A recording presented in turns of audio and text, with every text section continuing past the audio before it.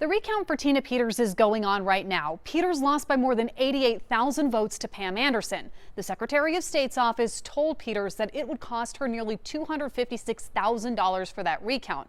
As of the end of June, though, Peters only had about $33,000 cash on hand. Then last Thursday, Peters sent this check to the Secretary of State.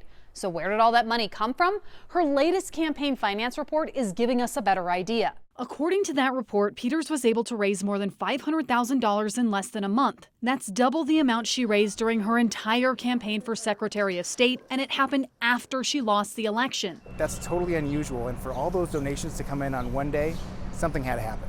More than 3,800 of those donations came in on one day, July 25th, the same day Tina's trying to raise money to, I think the deadline's tomorrow. Steve Bannon hosted a segment on his show talking about alleged irregularities in the Colorado primary and Tina Peters specifically. Then the very next day, Peters went on that same show and made this announcement. We have just raised over $190,000 in the last 24 hours.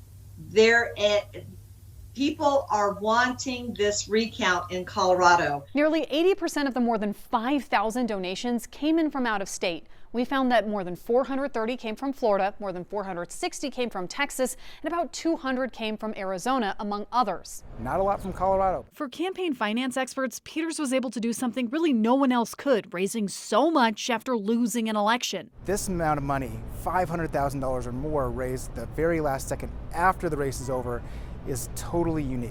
But even before the recount is finished, Peters is casting doubts on it and calling for a hand recount, something Jenna Griswold told us last week simply isn't allowed. A recount must be tabulated in the same way as the original election. Therefore, counties that use tabulation equipment in the primary must use the equipment again in the recount. For now, the recount continues and the results are expected this Thursday. Megan Lopez, Denver 7.